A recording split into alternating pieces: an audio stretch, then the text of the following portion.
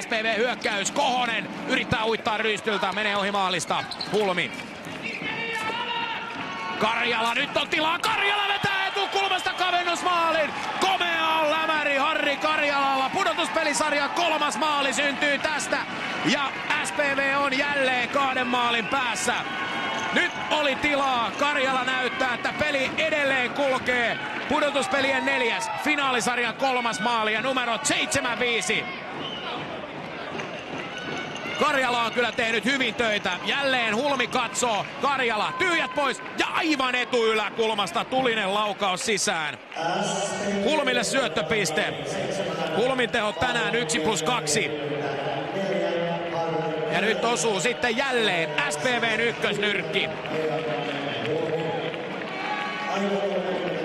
Edelleen täytyy kyllä ihailemalla nostaa ylös tätä Harri Karjala pelaa.